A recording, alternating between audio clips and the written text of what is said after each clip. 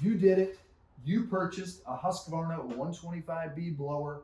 Now you need to know what to do with it. I know you bought it to clean up your lawn, to clean up your yard, but how do I take care of this? What do I do to get the most out of this machine, to enjoy this for years to come so that it doesn't just end up on the shelf as a relic, as a piece of garbage that you don't like? This is a reliable machine. If you do the right stuff, you're gonna get life out of it. So let's start with the basics. Let's start without even touching this machine. Let's start with ourselves, right? It's important to take care of this tool. It's also important to take care of yourself. So blowers, they're known to put out some noise. So I always want to protect my ears. So I'm going to wear my ear muffs, great Husqvarna ear muffs, or maybe earplugs. And often not thought of is some safety glasses. When I'm running a blower, I'm blowing debris in the air, especially when you get into those alcoves, by your front door and you're hitting it hard. That dust comes up and all of a sudden you're like, what's in my eye? Okay, so protect your eyes, protect your ears, take care of yourself. Fuel. Basics. Fuel. This is a mix. This is a 2-cycle machine. So I need to mix my gas and mix my oil. I know it seems elementary, but I always want to hit on it because every year we see machines. Actually, about 3 weeks ago, I just saw a machine come through straight gas. Do you know how bad that person felt that happened? They just fail. It happens to all of us, but a reminder, mix 1 bottle to the right size can. So I have right here a 2.5 gallon mix bottle. It's gonna go with 2.5 gallons of good, high quality fuel. Hopefully ethanol free. If you can, that's the best stuff. If you can't, please run a high octane with a ethanol treatment. Or for the ultimate, maybe you check out this Husqvarna XP fuel. This is perfect gas. This has a shelf life that's way longer than gas you're gonna get at the gas station.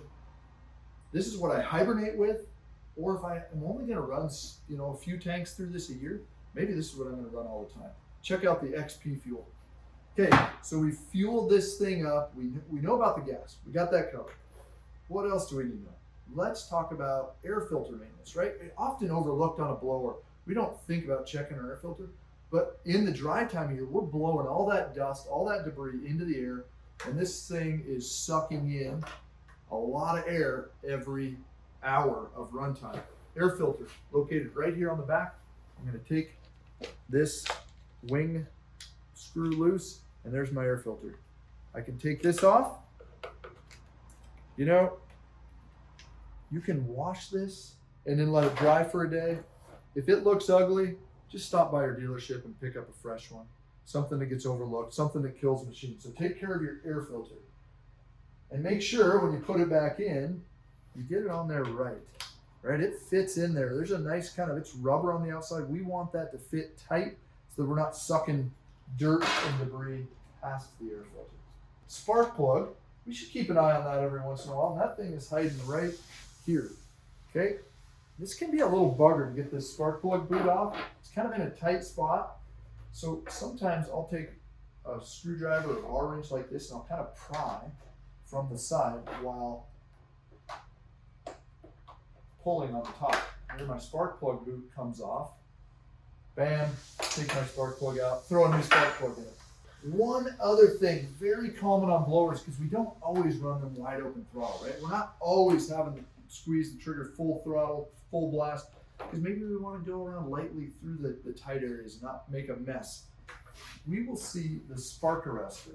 There's a little screen down in there, right in the middle of that exhaust, that catches, that actually is there to stop the sparks from blowing out your muffler and starting a fire. That'd be bad news. If I don't run this machine wide open throttle often enough, or if I mix my fuel too rich, or if my air filter is too dirty, that screen will plug up. And when that screen plugs up, this thing is a dog. This thing does not want to accelerate. It bogs down. Its power sucks. So if this thing is telling you a story, if your blower is telling you a story, it's like, and doesn't want to come up to full speed, that'd be my first check. Keep an eye on that.